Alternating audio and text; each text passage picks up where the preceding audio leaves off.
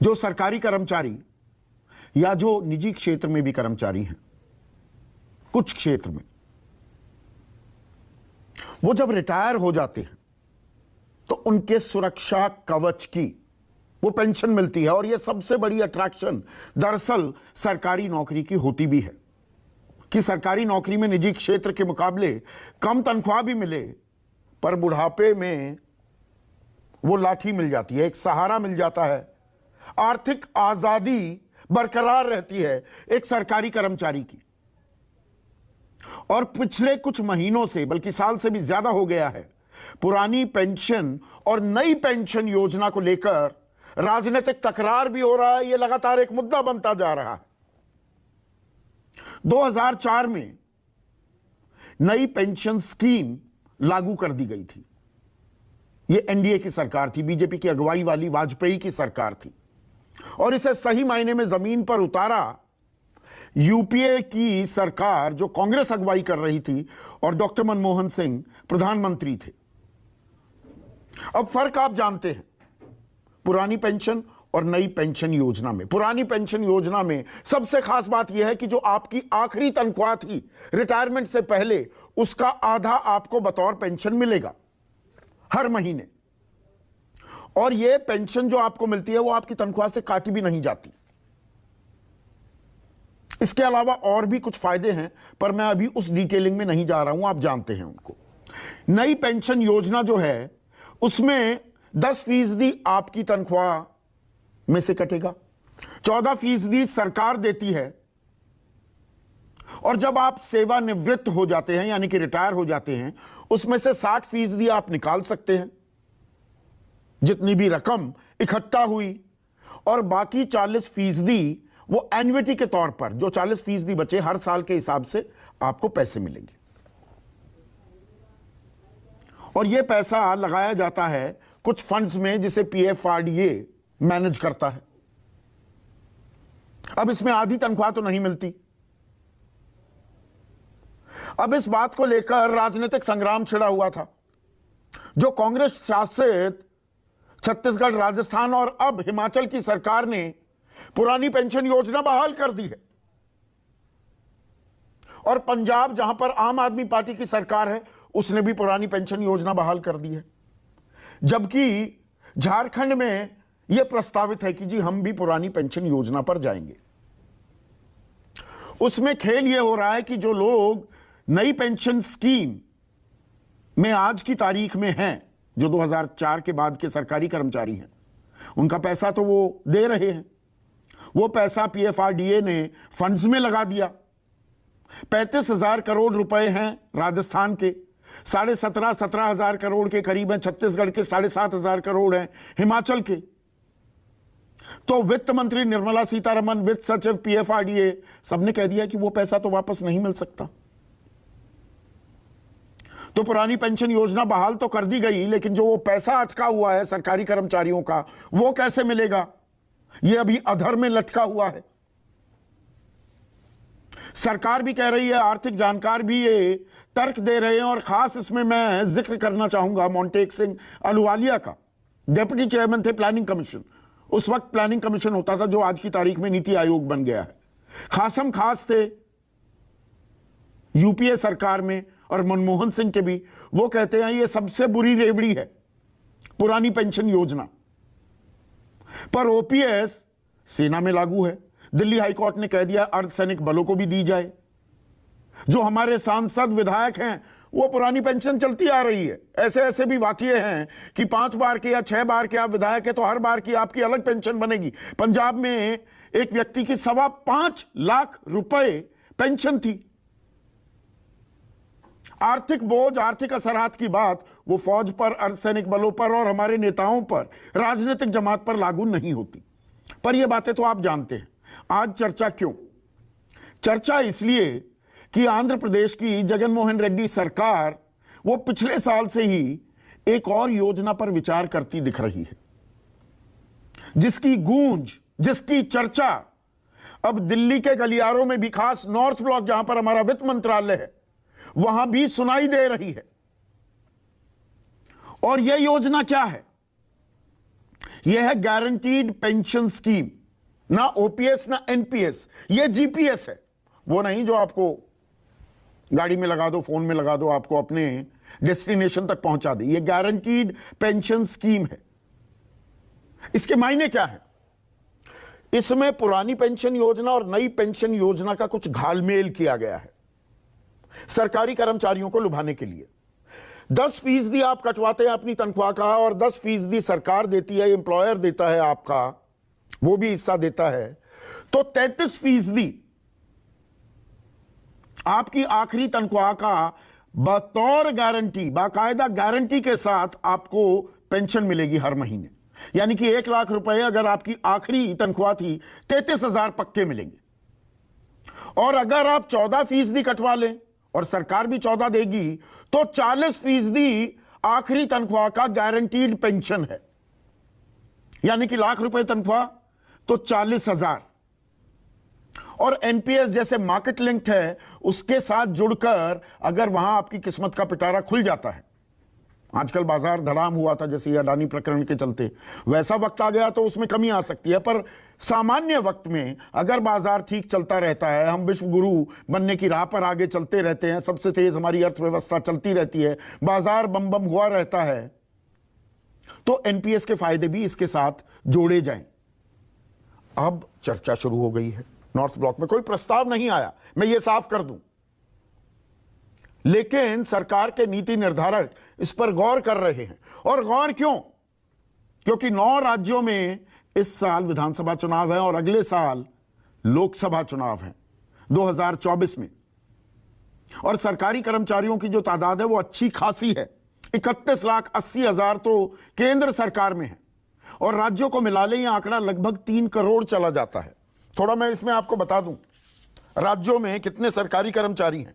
महाराष्ट्र में 19 लाख, तमिलनाडु में 12 लाख, पश्चिम बंगाल में 10 लाख, राजस्थान में 8 लाख, मध्य प्रदेश में 7.5 लाख, उड़ीसा में 5,83,000, तेलंगाना में 4,91,000, पंजाब में 4,89,000, 4.5 लाख जम्मू कश्मीर में, 3,65,000 बिहार में।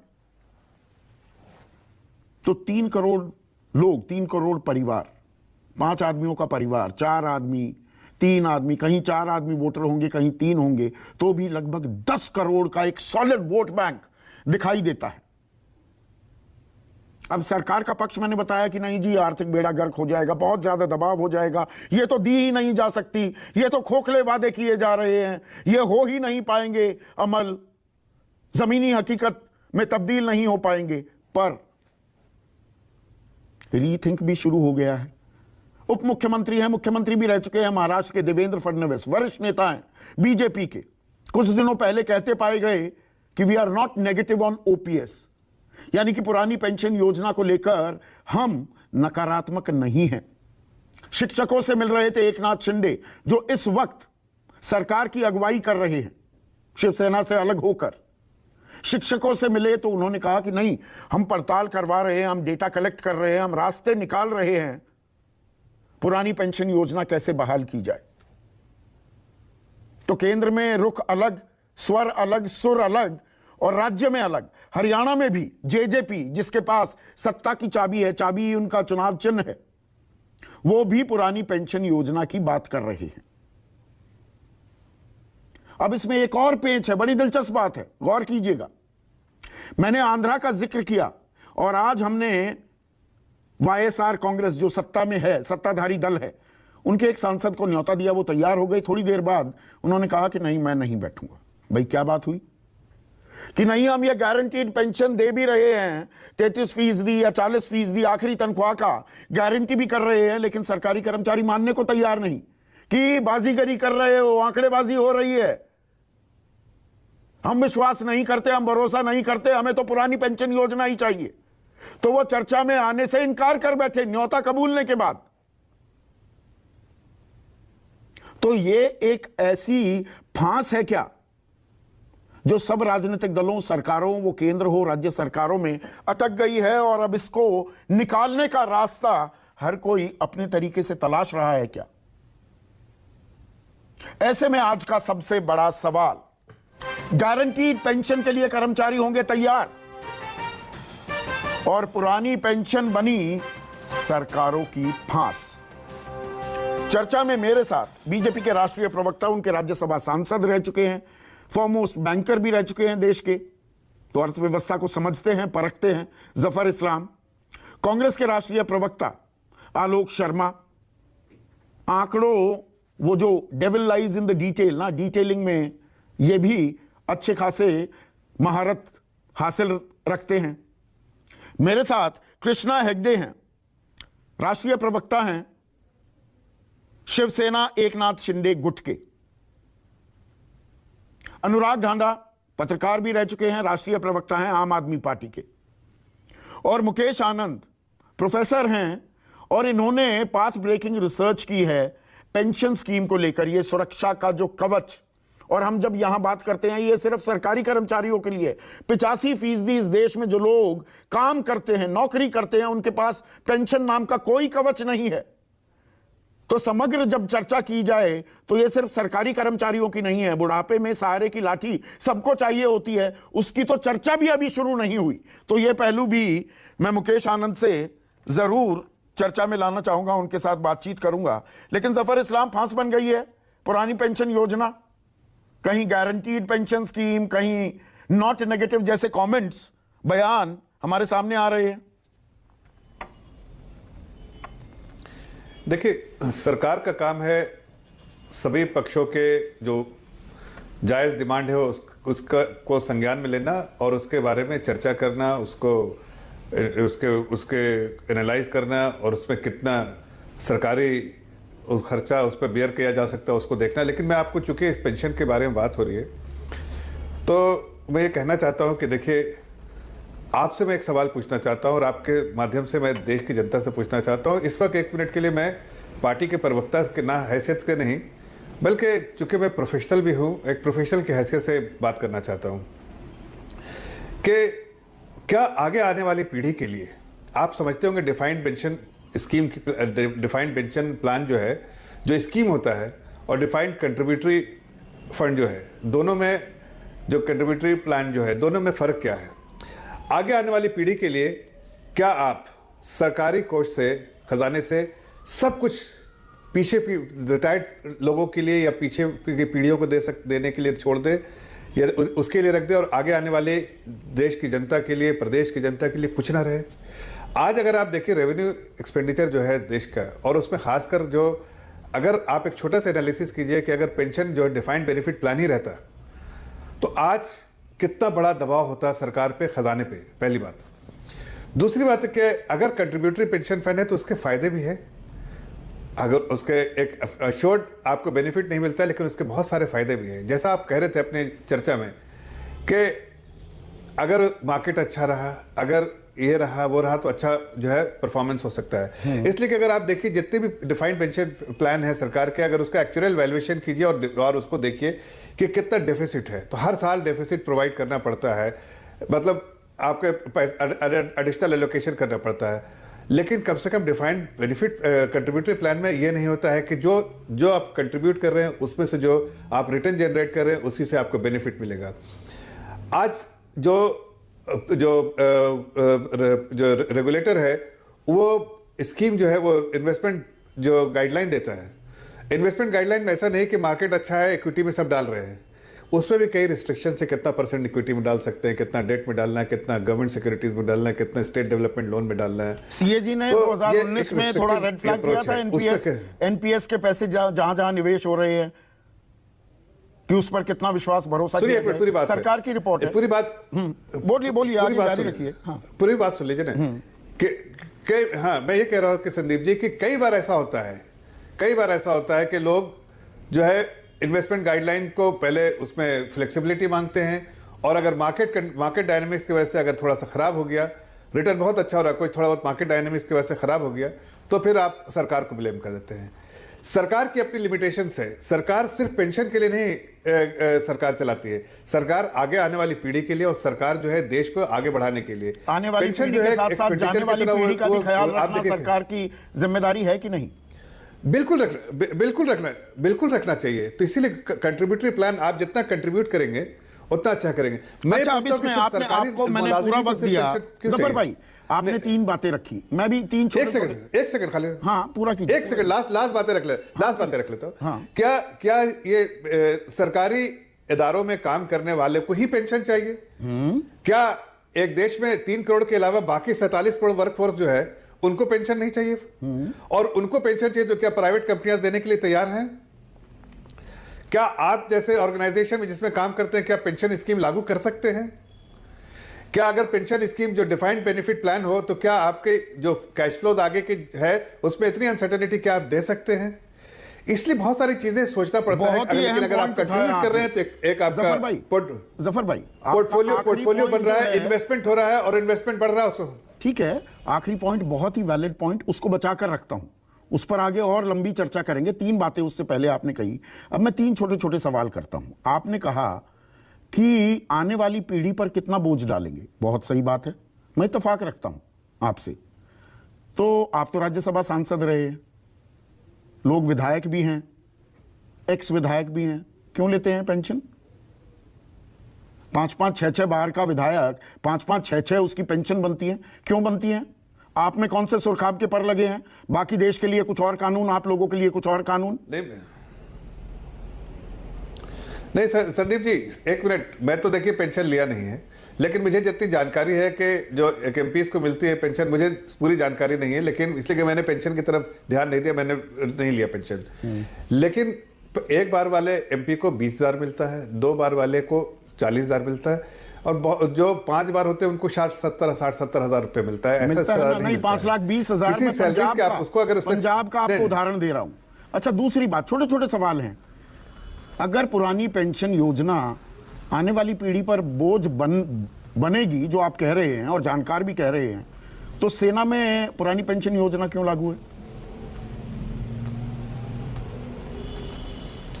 देखिए, मैं ये नहीं कह रहा हूं कि नहीं करना चाहिए और करना चाहिए, मैं दोनों तरफ से मैंने कहा 1 मिनट के लिए मैं एक प्रोफेशनल के तौर पे बात कर रहा हूं कि इसके एडवांटेजेस और डिसएडवांटेजेस क्या, मैंने सिर्फ वो जो है आपके सामने रखा। लिए क्यों अब सरकार के पास पूरे आंकड़े हैं कि कितने के लिए भी नहीं, और दिल्ली हाई कोर्ट ने आदेश दे दिए, सरकार को जवाब देना होगा, और सरकार अर्धसैनिक बलों को भी ओपीएस देगी पुरानी पेंशन, तो बाकी सरकारी कर्मचारियों को क्यों नहीं? इसीलिए मैंने कहा कि या तो देश में कानून ऐसा आ जाए जिसके लिए सबके लिए प्राइवेट कंपनियां भी दें। संदीप जी क्यों उससे पीछे रहे भाई? संदीप जी को भी पेंशन मिले, बिल्कुल मिलनी चाहिए। अभी उस पॉइंट पर आऊंगा। एक तीसरा सवाल, 1 मिनट, एक तीसरा सवाल। देखिए, सरकारी कर्मचारी जो होता है उसकी तनख्वाह गारंटीड होती है ना, कि महीने के आखिरी दिन या अगले महीने के पहले दिन आपके खाते में तनख्वाह आ जाती है, वो सरकार की जिम्मेदारी है, वो गारंटीड है। तो पेंशन गारंटीड क्यों ना हो जाए? एनपीएस की जो रिटर्न अच्छे आएंगे, वो रिटर्न गारंटी क्यों ना कर दिए जाए, जो जगनमोहन रेड्डी करने की कोशिश कर रहे हैं, कि इतनी पेंशन तो मिलेगी ही मिलेगी।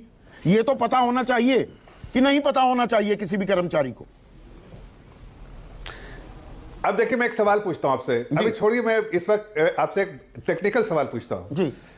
आपके पेंशन जो है लायबिलिटीज लंबी है, एक्चुअल वैल्यूएशन आप निकालेंगे, उसमें डेफिसिट को आप डाल देंगे, जो भी अगर डिफाइंड बेनिफिट प्लान है आपको, वो पेंशन स्कीम के जो भी प्लान है उसके हिसाब से आपको मिल जाएगा एक्चुअल वैल्यूएशन में करके मिल। लेकिन आप यकीन मानिए कि अगर आज के दिन में इस देश में जो गवर्नमेंट सिक्योरिटीज इशू होती है या फिर और भी जो डेट इंस्ट्रूमेंट इशू होता है, वो कितना लॉन्ग डेटेड इंस्ट्रूमेंट होता है। क्या हमारे पास डेप्थ ऐसा है? क्या हम गारंटी करते हैं?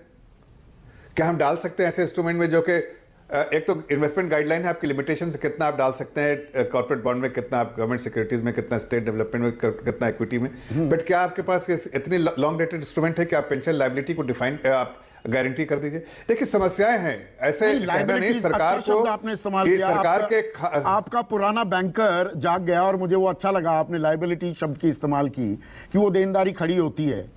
तो ये 10,09,513 करोड़ रुपए के एनपीए जो डिक्लेयर हुए, 10,09,513 करोड़, और आप अभी बैंकर वाली भाषा इस्तेमाल करेंगे, पर सरल भाषा में वो बट्टे खाते में चले जाते हैं। वो एक्सपोजर सहन करने की शक्ति तो है हमारे पास। सरकारी कर्मचारी को गारंटीड पेंशन की बात की जाए तो लायबिलिटीज का हवाला दिया जाता है, क्यों? नहीं संदीप जी, 2 चीजें हैं यहाँ पर समझ। देखिए, 2014 से जो पहले सरकारें थी उन्होंने बैंकों को अपने फायदे के लिए इस्तेमाल किया है। अब हम कोई बैंकों में दखल अंदाजी नहीं, और क्रेडिट इवैल्यूएशन प्रोसेस जो होना चाहिए था, अब मैं आगे बढ़ के बोलूंगा कि इन लोगों ने पैसा फ्री में बांटा, कमीशन खाया, कमीशन खोर थे लोग। इसलिए कि आज उस वक्त की अगर डेट कर से रिपोर्ट आई है, आप भी पढ़िएगा उस रिपोर्ट को, तो उससे पता चलेगा 67% ऐसे लोन दिए गए थे जो डे 1 में एनपीए था। क्यों? एबिटा जो होता है वो नेगेटिव एबिटा था डे 1 में, मतलब आपका उस दिन में ही पता चल रहा था कि आगे आने में पैसा कभी इतना बनाए कि नहीं कि ये 2014 में कितने एनपीए थे बैंकों पर? तो इसके बारे में ऐसा नहीं, आप ऐसा नहीं देखते, आप इस तरह से बैंक में एनपीए नहीं देते आपको। मैं सिर्फ आपके चश्मे से देखूं, होते रहते नहीं, सवाल बड़ा सरल है। 2014 में बैंकों के जितने एनपीए थे 2023 में वो कम हो गए कि उससे 2.5 गुना हो चुके हैं। अरे भाई, पॉलिसी के चश्मे से देखिए संदीप जी, आप जब अगर फाइनेंस समझते हैं तो कम से कम ऐसे बचपने वाली बात मत कीजिए। अगर उस दिन पूरा डिक्लेयर कर देते एनपीए, तो क्या बैंक आज हमारा रहता, इकोनॉमी रहती? व्हाइट पेपर ले आते तो क्या होता है? देखिए, आप जब बोल रहे हैं एक ही चीज मैंने कह रहा, 67% डे 1 में अगर नेगेटिव एबिटा है, तो मतलब नेगेटिव एबिटा का मतलब तो आप समझते हैं कि तो नॉट नेगेटिव ऑन ओपीएस। आपके मित्र देवेंद्र फडणवीस कहते हैं उससे क्या रीथिंक चल रहा है? मैं ये नहीं कर रहा। देखिए, अब जो सरकार का स्टैंड है, चर्चा नॉर्थ सरकार के बारे में गलत जानकारी तो नहीं दे रहा हूं मैं। देखिए, सरकार, मैंने कहा है, सरकार सबकी सुन के उसके बाद उसके एग्जामिन करती है, उसके मेरिट्स और डिमेरिट्स देखती है, सरकार अपने खजाने को भी देखती है, आगे आने वाली देख रही है। राजनीतिक नफा नुकसान, वोटों में नफा नुकसान भी देखने लगे कि भाई हिमाचल में हार की बड़ी वजह ओपीएस। ये सरकार कभी, हमारी सरकार जो है, आदरणीय प्रधानमंत्री जी की सरकार, कभी ऐसे ना तो ऐसा बजट दिया है लोभ लुभावन वाला बजट, और ना तो ऐसा कोई डिसीजन लिया है जिससे लगे कि ये वोट की राजनीति करे। हमने देश के हित में राजनीति की, देशवासियों के हित में राजनीति। अच्छा, उसमें जो फैसला होगा सरकार, पॉपुलिज्म आप करते ही नहीं है। 5 किलो अनाज मुफ्त में देना है, या किसान सम्मान निधि है, या उज्ज्वला, जिसमें ये अगर कोविड जैसे दिन आए तो आप ये कहना चाहते हैं कि सरकारी खजाने में सिर्फ गरीबों का मतलब रेवड़ी क्या है वो आप तय करेंगे, सेवा और मेवा का भाव। एक मिनट, आलोक शर्मा, क्या सरकारों की गले की फांस बन गई है? एक तरफ बीजेपी अभी ओपीएस का खुलकर समर्थन नहीं कर रही है, आपने बहाल कर दिया, आपके लिए भी गले की फांस है कि वो ओपीएस दे भी पाएंगे नहीं दे पाएंगे। वो एनपीएस वाला पैसा 35,000 करोड़ है ना राजस्थान का, 17,000 करोड़ है ना छत्तीसगढ़ का, 7,500 करोड़ है ना हिमाचल का, वो वापस नहीं मिलेगा तो अधर में लटका रहेगा सरकारी कर्मचारी। तो आपके लिए भी फांस है? देखिए, मैं समझता हूं कि फांस नहीं होनी चाहिए, और उसका एक कारण है जो आपने शुरू संदीप भाई कहा, ओल्ड एज की लाठी का सहारा है, तो डिपेंडेंट हो जाता। अगर पुरुष की जो मेल मेंबर है अगर उसकी डेथ हो जाती है तो बुजुर्ग महिला जो घर पे बचती है उसके लिए बड़ी दिक्कत है। न्यूक्लियर फैमिलीज होती चली जा रही हैं, और वो केवल बेसिक सैलरी का हाफ है, और उसमें साथ साथ मेडिकल फैसिलिटी है। इसके अलावा कोई तीसरी चीज वहां पर नहीं है, बेसिक का हाफ प्लस मेडिकल। अब देखिए कि पिछले कुछ दिनों से, हमारे समय पे यूपीए के समय में 5th पे कमीशन आया, 6th आया, 7th आया। 9 साल से पे कमीशन कहाँ है किसी को नहीं पता है। एक तरफ गवर्नमेंट जॉब्स कम होते चले जा रहे हैं, दूसरी तरफ आप गवर्नमेंट में चाहते हैं कि अच्छे एफिशिएंट लोग आए, तो उनको कहीं ना कहीं कोई तो बेनिफिट किसी तरह का दिखना चाहिए। क्या नहीं दिखना चाहिए? चाहे वो गारंटीड के रूप में हो, चाहे किसी भी चीज के बीच रूप में हो। क्या सेंट्रल गवर्नमेंट ने कोई भी सोशल असेसमेंट सर्वे कराया? क्या उन्होंने कोई भी इकोनॉमिक सर्वे करा के साहब ये ऐसा करने से इस तरह से हो जाएगा और इतना नुकसान हो जाएगा? अब आप जफर भाई बड़ी बड़ी बातें कर रहे हैं कि साहब उससे नुकसान हो जाएगा और वो हो जाएगा। मैं तो पूछ रहा हूँ कि 2.5 लाख करोड़ के करीब आरबीआई से ले लिया, एसेट्स बेच दिए, देश के ऊपर 4 गुना कर्जा हो गया। क्या ये भी सब देश हित में था? मोदी जी जिस समय पर सीएम बने थे 9,000 करोड़ कर्जा था गुजरात पे, और आज की तारीख में 2023 में वो 4 लाख करोड़ से ज्यादा हो गया। तो क्या ओल्ड पेंशन स्कीम ही एक कारण है कि सरकार के घाटे जो हैं वो उससे बढ़ जाएंगे? बहुत से रास्ते हैं इकोनॉमिक मैनेजमेंट, जैसा कि आपने कहा कि 10 लाख करोड़ के करीब एनपीएस हुए, माफ किए गए, 5 लाख करोड़ के करीब जो टैक्सेस थे उनको छोड़ा गया, वो तो सब हो सकता है। मैं समझता हूं कि राज्यों को भी और केंद्र सरकार को भी इसके ऊपर एक पूरी थोरो स्टडी करनी चाहिए। आपने की है? एक मिनट आलोक भाई, एक मिनट, हिमाचल में आपने स्टडी की है? जो खुद कमाती है सरकार हिमाचल की, ओन टैक्स रेवेन्यू जिसे कहते हैं, खुद का राजस्व, वो है 9,090 करोड़ का। उसमें से 7,266 करोड़ तो पेंशन के रूप में ही जाएगा, लगभग 80%। एग्जैक्ट फिगर बता दूं 79.93%। कैसे पूरा पाटोगे? लगता है कि अगर हम इसको पूरा देखें, पिछले बजट का भी अगर देखें तो 22% पैसा ऐसा था जो राज्यों का नहीं दिया गया। जीएसटी का तमाम बड़ा शेयर राज्यों को नहीं दिया गया। अगर केंद्र सरकार अपनी तमाम चीजों को ठीक समय पर, जो फेडरल स्ट्रक्चर है, इकोनॉमिक फेडरल स्ट्रक्चर है, उसका सम्मान करेगी तो ये चीजें भी कवर अप होंगी। और अगर कोई राज्य पिछड़ा भी रहता है उस चीज में कि रेवेन्यू का उसका कहीं पर डेफिसिट आ रहा है, तो केंद्र सरकार को मदद करनी चाहिए उसके अंदर। मैं समझता हूं कि अब आज की तारीख में जितने भी राज्यों की रेवेन्यू की प्रॉब्लम है, उसमें मूल जड़ जो है वो केंद्र सरकार है, चाहे वो बीजेपी शासित हो और चाहे वो। पर सरकारी कर्मचारियों की तो दिल की धड़कनें बढ़ी रहेंगी। आपने एक वो लॉलीपॉप दिखा दिया, हाँ जी आधी तनख्वाह मिल जाएगी रिटायरमेंट पर उसका एनपीएस का पैसा अटका हुआ है। वित्त मंत्री, वित्त मंत्रालय, पीएफआरडीए सबने साफ कह दिया हम तो नहीं दे सकते वो पैसे। देखिए, मुझे लगता है कि उसमें भी केंद्र सरकार को बिल्कुल पूरी तरह से पॉजिटिव रुख अख्तियार करना चाहिए। नहीं करते तो पैसा देना चाहिए, नहीं देते तो चाहिए, और होने में बहुत फर्क होता है। देखिए, केंद्र सरकार में बीजेपी बैठी है, केंद्र सरकार तो इस समय पर पूरा अडानी को बचाने पे लगी, और तो कोई काम है नहीं उनके पास। एनपीएस बढ़ा दिए, एसेट्स बेच दिए, कर्जा 4 गुना कर दिया, पर कैपिटा इनकम की वो तो कर दिया। अगर वो पैसे नहीं आते तो सरकारी कर्मचारी क्या करेगा? वो चक्की में पिस जाएगा केंद्र और राज्य की राजनीति में।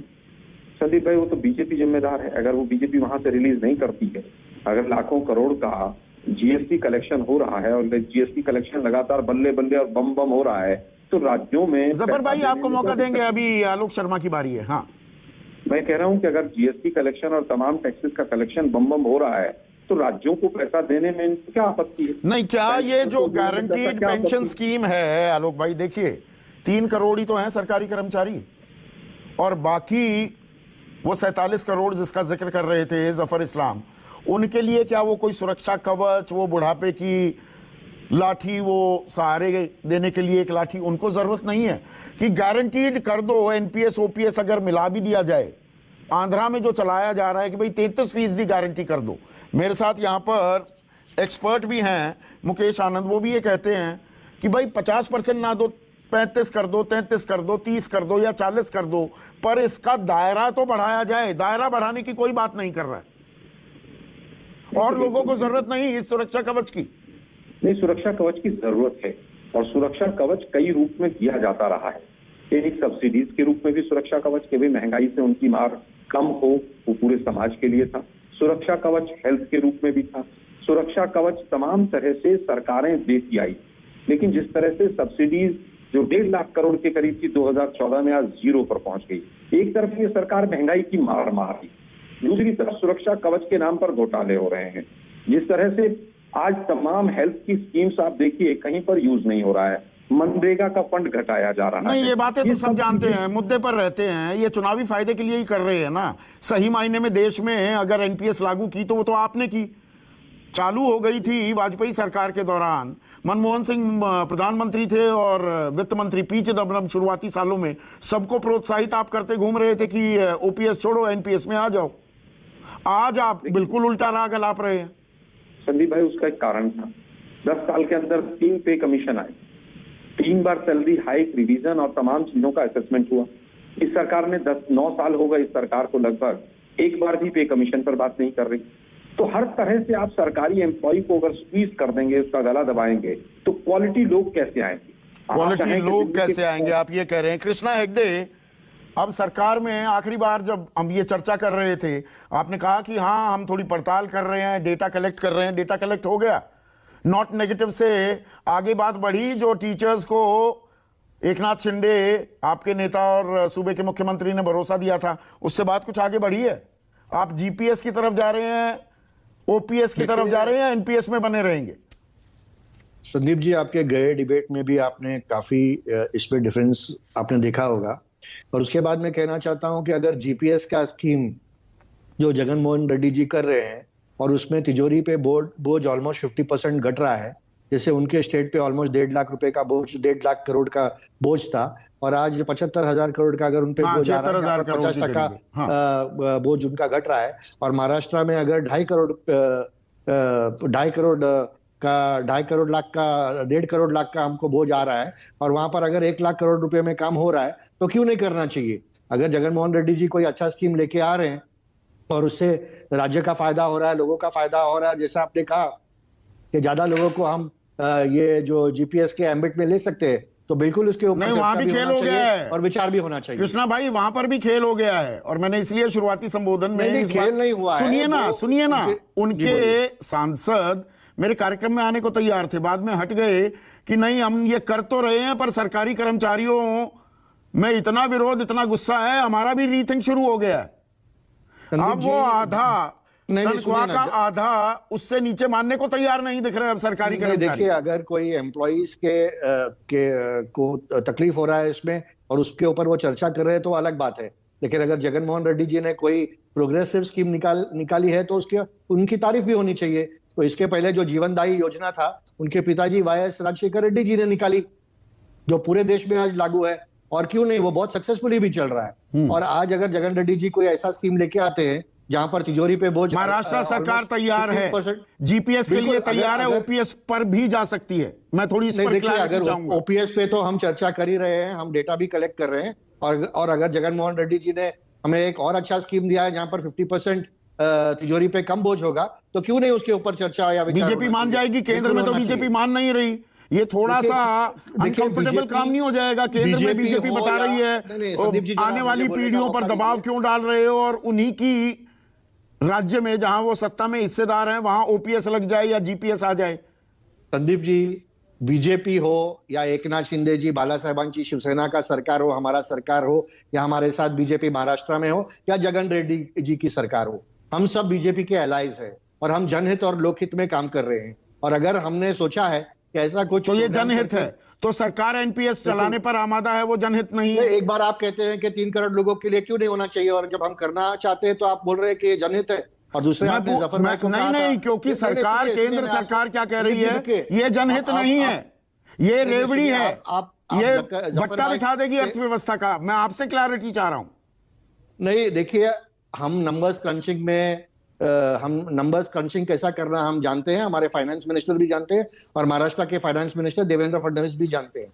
तो अगर हम नंबर क्रंचिंग में सक्सेसफुल होते, मैं तो चैलेंज देता हूं कांग्रेस को कि कांग्रेस की सरकार कभी नहीं कर पाएगी ये, लेकिन बीजेपी की सरकार, जगन मोहन रेड्डी जी की सरकार और एकनाथ शिंदे जी तो बहाल कर दिया। 4 राज्यों में तो बहाल है, 3 कांग्रेस शासित हैं और 1 आम आदमी पार्टी शासित। हिमाचल प्रदेश की लोक संख्या जो 70 लाख है और महाराष्ट्र की लोक संख्या जो 13 करोड़ है, उसको कंपेयर नहीं कर सकते।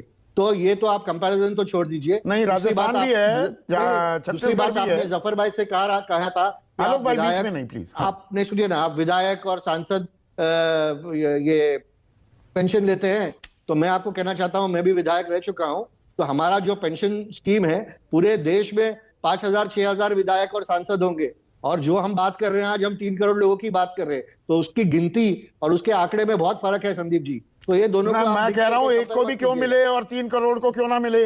नहीं, अगर और पलट कर पूछता हूं, भी तैयार है आपके लिए अलग कानून कैसे हो सकता है? देश को आप सबक सिखाएं कि ये पेंशन अर्थव्यवस्था पर बोझ डालेगी, आने वाली पीढ़ियों पर दबाव डालेगी। आपका दबाव नहीं, बाकी आम जनता का दबाव। हम कोई आने वाली पीढ़ियों पे दबाव नहीं देना चाहते हैं। हम जो यथा राजा तथा प्रजा होता है ना, गए बार भी हमने कहा, leaders set an example for the country. Sandeep ji, एक बात सुनिए। महाराष्ट्र अभी 1 ट्रिलियन इकोनॉमी की तरफ जा रही है, $1 ट्रिलियन इकोनॉमी की तरफ जा रही है, और जब हम $1 ट्रिलियन इकोनॉमी की तरफ जा रहे हैं और हमारे हर सेक्टर में नंबर 1 है, एजुकेशन में, कॉमर्स में, अब ये 1 की तरफ जा रहे हैं, हम 5 ट्रिलियन की तरफ जा रहे थे, डाइपर झूल रहे हैं। मैं उन आंकड़ों में नहीं जाता हूं, पर आपने एक बड़ी ताल ठोकी है। 1 मिनट, अनुराग ढांडा, यहां पर कृष्णा हेगड़े कह रहे हैं कि देखिए, इनसे ना हो पाएगा, आपसे ना हो पाएगा। ये पुरानी पेंशन योजना बहाल तो कर दी, लागू कर दी, पर इसको जमीन पर नहीं उतार पाएंगे। उतार पाएगी तो बीजेपी ही उतार पाएगी या उसके सहयोगी, तो ये झुंझुना रह जाएगा। वो ये कह रहे हैं पंजाब में भी। देखिए, मुझे नहीं पता है कि कृष्णा जी को कितनी जानकारी है पंजाब में क्या कुछ चल रहा है और किस तरीके से सरकार चल रही है, लेकिन आपने नॉन टैक्स रेवेन्यू की बात की। मैं लॉजिकल बात करूंगा, मैं बहुत ज्यादा राजनीतिक दावे नहीं करूंगा, लेकिन आपने कहा कि नॉन टैक्स रेवेन्यू का आपने उदाहरण दिया हिमाचल का, मैं भी वही उदाहरण देना चाहता हूं। पंजाब में 1 साल के अंदर 57,000 करोड़ नॉन टैक्स रेवेन्यू था, बढ़ करके 70,000 करोड़ हो गया। 13,000 करोड़ नॉन टैक्स रेवेन्यू बढ़ा है पंजाब के अंदर। हम इस तरीके से काम करने की कोशिश कर रहे हैं कि हम पैसा अर्जित करें, सरकार ईमानदारी से काम करे, पैसा आए और उस पैसे को सरकारी कर्मचारियों का भी उसमें हिस्सा है। सरकारी कर्मचारियों ने भी मेहनत की, अपना जीवन लगाया है। ये कोई लॉजिक नहीं हो सकता संदीप जी कि 3 करोड़ लोगों को अगर पेंशन मिल रही है तो 47 को क्यों ना मिले। मेरा सवाल इसका उल्टा है, 3 करोड़ को मिल रही है, पहले उनको तो दो, 47 के बारे में भी सोचना चाहिए। क्यों नहीं सोचना चाहिए? सारे विकसित देशों में सोशल सिक्योरिटी मिलती है। सब तरीके से सरकारों का कर्तव्य है कि वो इस तरीके के अरेंजमेंट्स करे कि लोगों नहीं, की मुकेश लाइफ आनंद आसान। जी की ही रिसर्च है, 44 देशों की रिसर्च की, इन्होंने इंक्लूड भी किया है अपने पेपर में। हम 41वें नंबर पर हैं। नहीं तो मैं यही चीज बताना चाह रहा हूं कि उसको उसमें इंप्रूव किया जाना चाहिए, लोगों की लाइफ नहीं, पर आप आसान विशुद्ध करने। राजनीति कर रहे हैं क्या कि सरकारी कर्मचारियों का वोट बैंक साध लो, बाकियों की बात देखेंगे, करेंगे, नहीं पर आप या खुद ही ये कह पैंडोरास रहे हैं बॉक्स खुल जाएगा? सबको दे नहीं सकते, सरकारी आप खुद ही कर्मचारियों कह को रहे देने में ही हैं, आफत आ रही है। सरकारी, ये सैद्धांतिक बात है संदीप जी, आप खुद ही कह रहे हैं सरकारी कर्मचारी 3 करोड़ है और जो बाकी कर्मचारी है 47 करोड़ है। अगर सिर्फ वोट बैंक पॉलिटिक्स होती तो कोई भी 47 करोड़ के बारे में ही बात कर रहा होता, 3 करोड़ के बारे उनको में। दे नहीं लेकिन पाएंगे ना, सिद्धांत- उनको दे नहीं लेकिन पाएंगे, सिद्धांत क्यों या नहीं दे इतना पाएंगे? छोटा अमाउंट हो जाएगा वो ऊंट के मुंह में जीरा होगा। क्यों नहीं दे पाएंगे? मैं यही पूछना चाहता हूं, क्यों नहीं दे पाएंगे? हम जहां पे सरकार चला रहे हैं, ये सिर्फ पेंशन स्कीम अभी लागू नहीं की ना, उसके अलावा तो हम सारी की सारी पब्लिक को, क्या हम सोशल सिक्योरिटी नहीं दे रहे? क्या हम दिल्ली के अंदर उनको बिजली के बिल में फायदा नहीं दे रहे? क्या हम उनको पानी के बिल में फायदा नहीं दे रहे? क्या हम उनको बसों में महिलाओं की यात्रा फ्री नहीं कर रहे? क्या पंजाब के अंदर हम उस योजना पे काम नहीं कर रहे जिसमें हम हर महिला को जो 18 साल से ऊपर है उसको 1000 रुपए देंगे? क्यों नहीं सोशल सिक्योरिटी पे बात करेंगे? 100% करेंगे, सरकार का काम है। अगर वो वोट ले रहे हैं तो बदले में लोगों की सहूलियत का काम करे, लोगों की लाइफ को आसान करे। आप पल्ला नहीं झाड़ सकते इस तरीके से भारतीय जनता पार्टी की तरह कि हमने आपकी जो गाड़ी कमाई है LIC में हो या SBI में हो, उठा करके अदानी ग्रुप में डाल दिए, सारी की सारी 9 लाख करोड़ नहीं, रुपए सारी डूब की गए। सारी नहीं है, LIC का कुल निवेश का 1% से कम लगा है। मार्केट में संदीप जी सुनिए, इसी शेयर मार्केट में ये लोग कह रहे हैं कि NPS स्कीम के तहत हम पैसा लगाएंगे सरकारी कर्मचारियों नहीं, की लग रहा है, गाड़ी वहीं पर लग रहा है। जो शेयर मार्केट काम से गिर गई है आज। इनकी जो बनाई हुई जो जिस तरीके की संरचना है, एक कंपनी आधारित जिस तरीके की संरचना बनाना चाहते थे, वो आज गिर गई। वो पैसा 9 लाख करोड़ रुपए जो डूबा है वो पब्लिक का डूबा है, वो इनका नहीं गया है। और मेरा सीधा सवाल इनसे ये है, इनको कोई हक नहीं बनता एक पेंशन से ज्यादा पेंशन लेने का किसी सांसद या विधायक को। ये अपने लिए अलग तरीके से सोचते हैं, ये जनता के लिए अलग तरीके से सोचते हैं, ये दोहरी राजनीति करते हैं। सबसे पहले इनको अपनी पेंशन छोड़नी चाहिए अगर ये OPS को खत्म करके NPS की बात करते हैं। और फौज की बात करें, फौज पर भी सीधा जवाब देना होगा, अर्धसैनिक बलों के लिए भी देना होगा। अलग अलग वर्गीकरण कर्मचारियों का नहीं हो सकता, नहीं हो सकता, बिल्कुल। एक ही देश में रहने वाले लोग जो सरकार के लिए काम करते हैं, एक ही सरकार के लिए काम कर रहे हैं, उनके लिए दो नीतियां कैसे बनाएंगे आप? ये वैसे ही पेंशन का खत्म करते जा रहे हैं। सेना के अंदर ये कह रहे हैं 3 साल 4 साल के बाद रिटायरमेंट दे देंगे, तो पेंशन तो वैसे ही नहीं मिलनी। 75 तो एक जगह पुरानी पेंशन, नहीं, बहुत वैलिड पॉइंट उठाया है। फौज में पुरानी पेंशन योजना भी चलेगी, लेकिन नए जो भर्ती होंगे उन्हें कोई पेंशन ही नहीं दी जाएगी 75% को। जितने अग्निवीर जाएंगे हर साल 75%, तो 4 साल बाद उनको बाहर कर दिया जाएगा। जफर इस्लाम, नहीं तो ये हाँ, 1 मिनट, जफर इस्लाम से रिस्पॉन्स लेता हूं। देखिए संदीप जी, जैसा मैंने कहा पहले भी आपको कि देश की अर्थव्यवस्था, देश के खजाने और देश की जनता, इस सब चीज़ का ध्यान रखते हुए जो भी पॉलिसी सरकार लेती है वो जनता के हित में ही लेती है। अगर कोई मांग आती है जनता की तरफ से, उसको एग्जामिन किया जाता है और एग्जामिन करके जो सही फैसला लिया जाएगा। इसमें यह कहना कि हम सब कुछ खत्म कर रहे हैं या सब कुछ दे रहे हैं, ये सही नहीं, उचित नहीं होगा।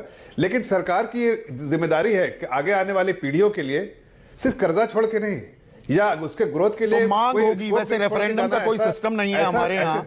ठीक है मुकेश आनंद, अब थोड़ा सा चर्चा को समग्र करने की जरूरत है। जो ये पेंशन की, और मैंने कई कार्यक्रम किए हैं, हर में आपने भी शिरकत की है, ये पेंशन या सुरक्षा कवच का जिन बोतल से बाहर निकल गया है, ये सरकारी कर्मचारियों तक ही महदूद रहेगा, ये OPS NPS में ही झूलेगा, या दरअसल जो असल चिंता का विषय है कि 85% नौकरी करने वाले लोग इस देश में, उनके पास कोई सुरक्षा कवच नहीं है, उस पर भी बात जाएगी क्या? धन्यवाद संदीप जी, मेरे को दोबारा न्योता देने के लिए। एक करेक्शन पहले करना चाहता हूं कि जो ग्लोबल पेंशन इंडेक्स की जो आपने बात करी थी, वो रिसर्च मेरी नहीं है, वो नहीं, वो दूसरों की, आपका आपने, हाँ, जिक्र, वो बात सही है। हाँ, दूसरा आपको ये भी ध्यान होगा कि हमने जब लास्ट चर्चा एंड की थी तो वहां में हमने इस बात पे एंड की थी कि कहीं क्या एक मिडिल पाथ कहीं कुछ ढूंढना होगा क्या। हाँ। वो शायद ये जगन रेड्डी जी ने जो प्रपोजल दिया है वो शायद उसकी तरफ एक इसका आपने बिल्कुल जा ये रहा बात है, उठाई ये थी trend। कि 50% बहुत ज्यादा है, आधा नहीं, थोड़ा उसको नीचे कर सकते हैं और दायरा बढ़ा सकते हैं। क्या आपको लग रहा है हम उस राह पर जाना शुरू किया है? हाँ, और ये राह नहीं है। ये आपको याद होगा कि एक हाई लेवल एक्सपर्ट ग्रुप बनाया गया था जो डॉक्टर बीके भट्टाचार्य कमेटी के नाम से भी जानी जाती है। उस एक्सपर्ट ग्रुप का ये सजेशन भी था कि एक हाइब्रिड स्कीम लाई जाए जो कि डीसीडीबी स्कीम होगी, मतलब जो डिफाइंड कंट्रीब्यूशन भी रहेगा और डिफाइंड बेनिफिट भी रहेगा। ऑफ कोर्स उसमें जो उन्होंने डिफाइंड कंट्रीब्यूशन कहा था वो ऐसे 10% ही था, और डिफाइंड बेनिफिट भी जो था वो जो एग्जिस्टिंग बेनिफिट था उसी के कंपेरेबल था। तो अब ये है कि कंट्री बेनिफिट कुछ भी देने के लिए दो चीजें जरूरी होती हैं। एक तो क्या कंट्रीब्यूशन जा रहा है, और दूसरा उस कंट्रीब्यूशन पे क्या रिटर्न जनरेट हो रहा है। अगर रिटर्न कम पड़ने लगे तो कंट्रीब्यूशन बढ़ाना पड़ता है, प्रोवाइडेड कि आपका एक टारगेट बेनिफिट देने का एक टारगेट बना हुआ है। मुकेश भाई, एनपीएस में झोल सबसे बड़ा यही है क्या? मैं एनपीएस में हूं, मुझे ये नहीं मालूम 60 साल की मेरी उम्र होगी, मेरी पेंशन बंधेगी कितनी? 60 साल की उम्र में आप कहने लगो जी 8,000 रुपए की पेंशन बनेगी, मेरी तो जिंदगी मतलब 360 डिग्री घूम जाएगी।